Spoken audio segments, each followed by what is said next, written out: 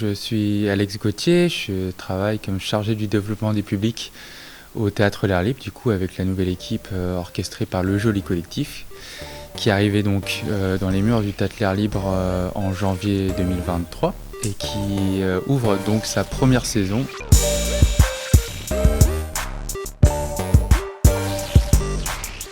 Ce sera donc une saison qui sera orchestrée autour de 3 temps forts, donc du style petit festival, avec des thématiques différentes. Une autour du faire ensemble, vivante en septembre.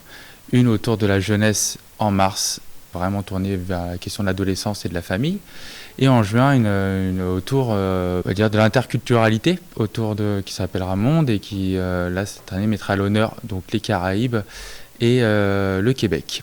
Et évidemment, ces temps forts sont reliés par toute une saison de théâtre, danse, un peu de cirque, en tout cas des choses qui sont pluridisciplinaires et qui s'adressent à des publics assez variés, des publics qui seraient assez à l'aise avec des spectacles de Avignon, du IN, comme des spectacles qui se jouent plus dans des plus petits cocons, qui sont plus familiaux, avec des questions de récit pour jeunes publics. Pour l'atelier théâtre et numérique organisé par Gwendoline Landais, on a proposé aux participants et participantes de venir voir différents spectacles au Théâtre L'Air Libre. L'axe a été plutôt celui du récit, du coup à travers des formes théâtrales, on va dire assez différentes.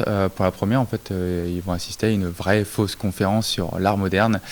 L'idée de ce spectacle-là est de prendre un peu les conventions de la conférence et de l'art contemporain et de s'en jouer. Donc c'est autant un spectacle didactique, de comment on fait récit autour d'œuvres d'art, et en même temps c'est un milieu qui est particulier. Ces acteurs, actrices en fait détournent toutes ces conventions que l'on croit un peu gravées dans le marbre. C'est un spectacle très drôle.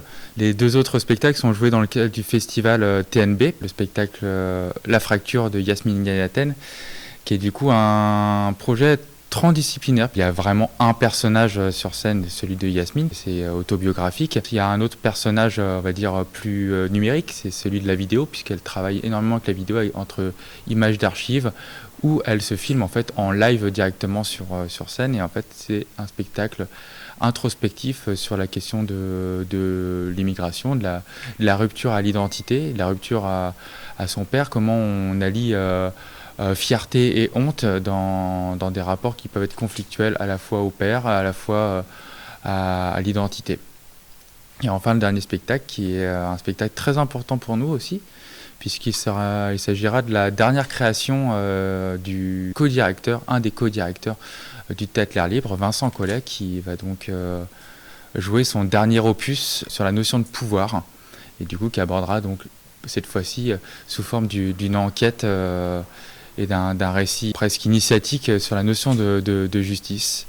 Qu'est-ce que la justice aujourd'hui? Comment en fait cette question trop grande pour tout le monde est en fait universelle, qu'elle soit traitée à notre endroit en tant qu'individu, comme traitée au niveau juridique ou culturel.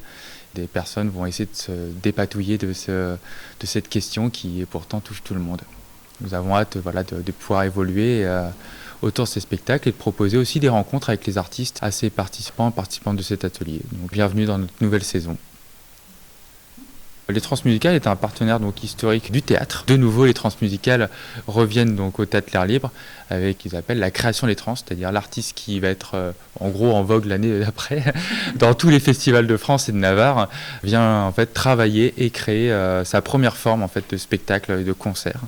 Cette année, on accueillera Yamé, qui apparemment est plutôt déjà connu dans les sphères jeunes et adolescentes. Donc un Français mais d'origine camerounaise qui travaille ce qu'on pourrait qualifier, parce qu'on va pas mettre trop de cases, mais ce qu'on pourrait qualifier de hip-hop acoustique, puis avec plein d'influences qui sont très diverses et variées. Et du coup, avant aussi Yamé, on aura une première partie.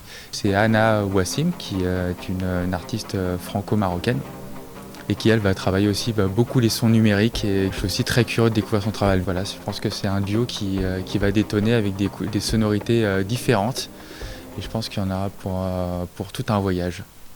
En tout cas, on invite tout le public à venir découvrir et l'équipe et toutes les propositions qui sont faites dans Vivant Vivante. Le premier temps fort de la saison, donc le 29 et 30 septembre 2023. Autour de formes très variées sur la notion de communauté. Donc premier geste du théâtre, faire communauté avec son public.